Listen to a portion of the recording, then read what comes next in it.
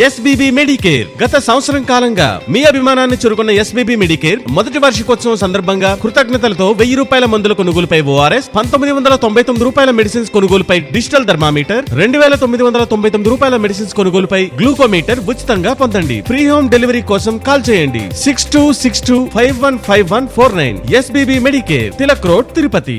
Kuppam Telugu Desam party కార్యాలయంలో MLC Kancharla Srikanth, నియోజకవర్గం incharge Muniratnam మరియు నాయకులు ముఖ్యమంత్రి నారా చంద్రబాబు నాయుడు చిత్రపటానికి పాలాభిషేకం చేయడం జరిగింది.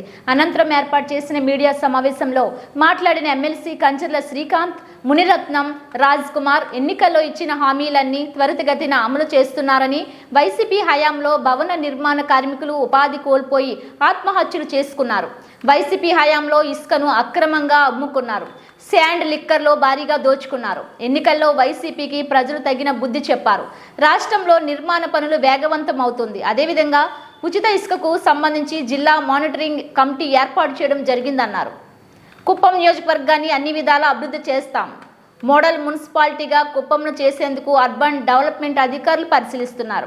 కుప్పం మున్సిపాలిటీ అభివృద్ధికి ప్రణాళికలు సిద్ధం చేస్తున్నాం. ఇసుక ఉచితంగా ఇవ్వడంతో పాటు భవన కార్మికులకు ఉపాధి కల్పించడం జరుగుతుందన్నారు. వైసీపీ హయాంలో విచ్చలవిడిగా ఇసుక ధరలు పెంచి దోచుకున్నారని తెలిపారు.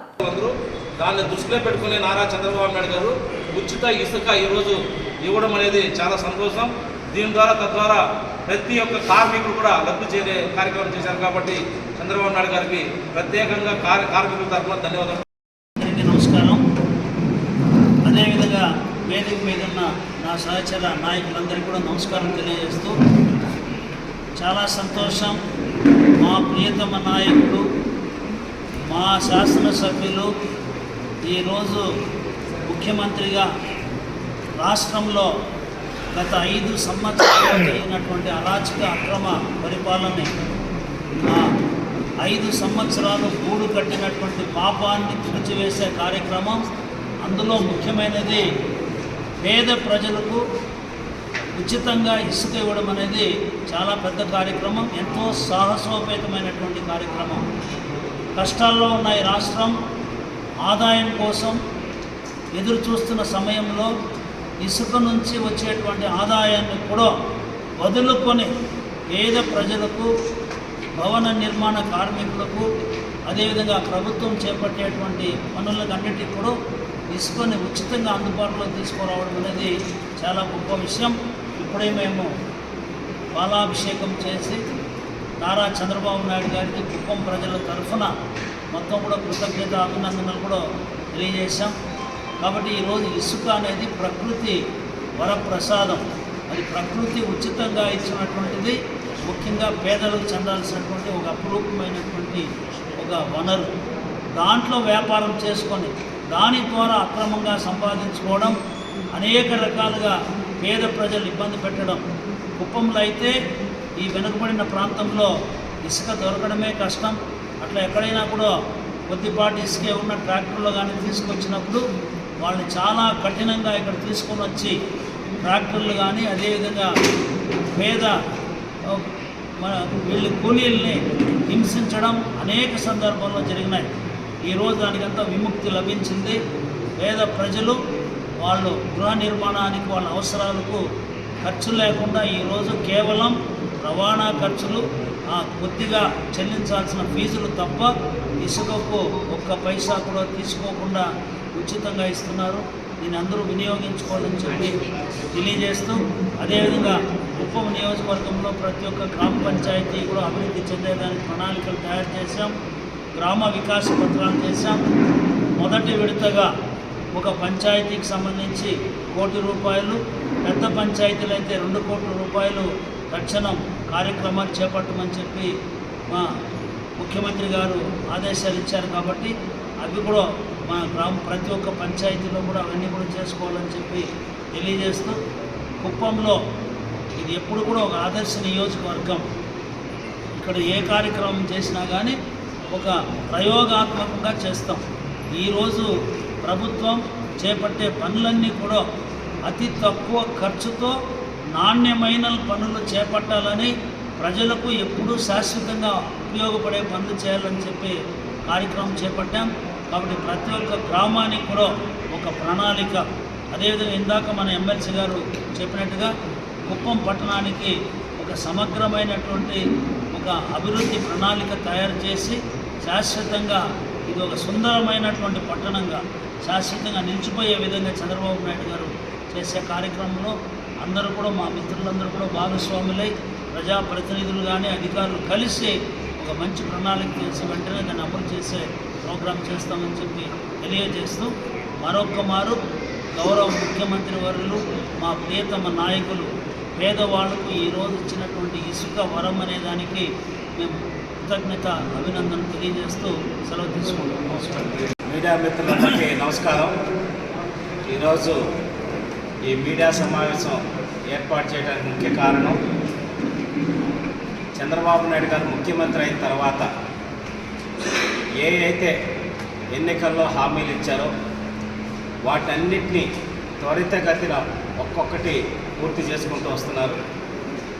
దాంట్లో భాగంగా ఈరోజు ఉచిత ఇసుక విధానాన్ని జీవో నెంబర్ 43 ద్వారా అమల్లోకి తీసుకురావడం జరిగింది. దీనికి సంబంధించి రాష్ట్ర వ్యాప్తంగా పేద ప్రజలు, మధ్యతరగతి వారు అందరూ కూడా చాలా అంటే చాలా ఆనందం వ్యక్తం చేస్తూ ఉన్నారు.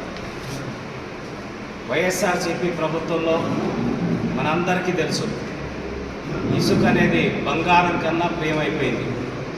బంగారం అన్నా దొరుకుద్దాం కానీ డబ్బులు పెట్టి కొనుక్కుందామంటే ఇసుక దొరకనటువంటి పరిస్థితి.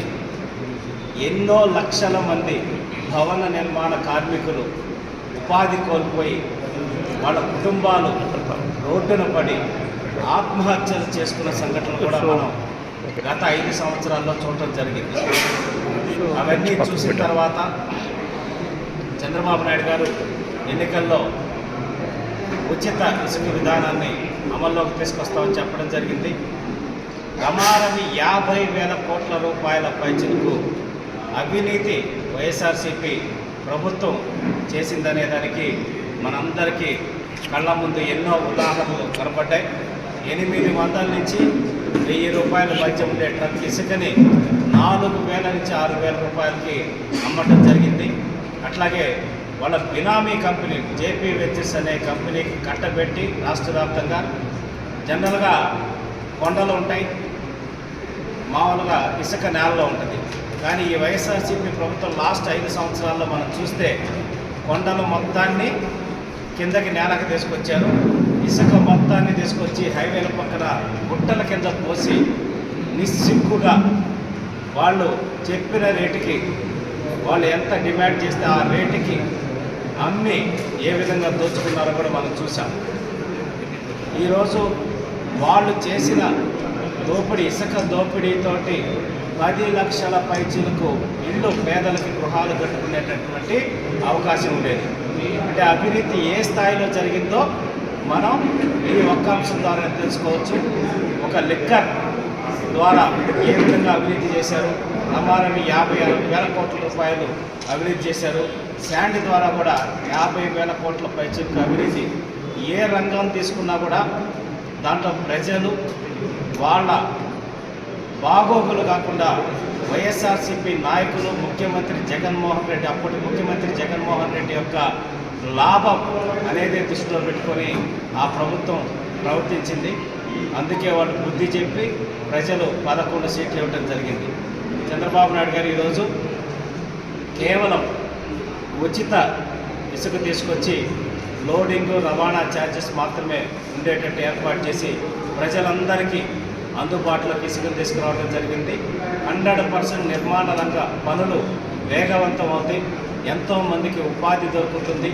రాష్ట్రం మళ్ళీ సుభిక్షంగా ఉండటానికి ఇది ఒక మంచి అవకాశం కింద మారుతుందని చెప్పేసి మేము ప్రగాఢంగా నమ్ముతున్నాం. అలాగే హైకోర్టు, నేషనల్ గ్రీన్ ట్రిబ్యునల్ వీళ్ళందరి నిబంధనలకు అనుగుణంగా ఈ ఇసుక పాలసీని తీసుకురావడం జరిగింది. అలాగే జిల్లా మానిటరింగ్ కమిటీ ఒకటి పెట్టి కలెక్టర్ గారిని, జేసీ గారిని, ఆర్డీఓ గారిని పర్యవేక్షణలో ఈ కార్యక్రమం అంతా ఎంతో నిష్పక్షపాతంగా, ట్రాన్స్పరెంట్గా జరిగేదానికి కూడా ఈ అన్ని ఏర్పాట్లు కూడా ముఖ్యమంత్రి గారు చేయడం జరిగింది. కాబట్టి ప్రజలందరూ దీన్ని వినియోగించుకోవాలని చెప్పి తెలియజేస్తా ఉన్నాం.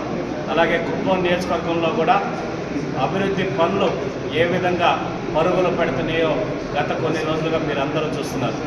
మేము మొదటి నుంచి చెప్తున్నాం, ఈ రాష్ట్రానికి కాబోయే ముఖ్యమంత్రి మీకు ఎమ్మెల్యేగా ఉన్నారు, ఆయన అభ్యర్థిగా నిలబడుతున్నారు, ఆయనకి మద్దతు తెలపండి, మన నియోజకవర్గాన్ని అత్యద్భుతంగా అభివృద్ధి చేసుకోవచ్చని ఎన్నికల ముందు ఏదైతే చెప్పామో చంద్రబాబు నాయుడు గారు చెప్పిన ప్రతి మాటని కుప్పం నియోజకవర్గంలో పరుగులు పెట్టిస్తూ ప్రతి ఒక్క అంశంలో, అది హంద్రీ నివాంశం కావచ్చు, నీళ్లకు సంబంధించి ఎన్టీఆర్ సృజన సంబంధించిన అంశం కావచ్చు, గ్రామాల్లో డ్రైనేజ్ సంబంధించి అన్ని విలేజెస్లో ఎస్టిమేషన్స్ ప్రిపేర్ అయిపోయినాయి, రోడ్లు మిగిలిన రోడ్లకు కూడా ఎస్టిమేషన్స్ ప్రిపేర్ అయిపోయినాయి.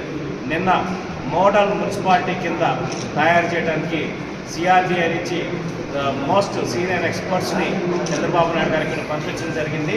వాళ్ళు 3-4 రోజులు ఈ కుప్పం టౌన్లోనే సర్వేలు అన్నీ చేసి ఒక అసెస్మెంట్ చేసుకొని మోడల్ మున్సిపాలిటీగా, అంటే రాష్ట్రంలోనే అత్యద్భుతమైన మున్సిపాలిటీగా దీన్ని తీర్చిదిద్దడానికి కావాల్సిన ప్రణాళికలన్నీ రూపొందిస్తున్నారు. ఎంత డబ్బైనా ఖర్చైనా పర్లేదు, కుప్పాన్ని ఒక అద్భుతమైన అందమైన నగరంగా, వసతులతో కూడిన నగరంగా, అండర్గ్రౌండ్ డ్రైనేజ్ తోటి ఎన్నో రకాలైన అంశాలతో తీర్చిదిద్దేదానికి ప్రణాళికలు కూడా రూపొందిస్తున్నామని తెలియజేస్తూ, ఇది అభివృద్ధి గత 30 సంవత్సరాల్లో ఎంత జరిగిందో దాన్ని మించిన అభివృద్ధి 5 సంవత్సరాల్లో జరగబోతుందని మేమందరం తెలియజేస్తున్నాం.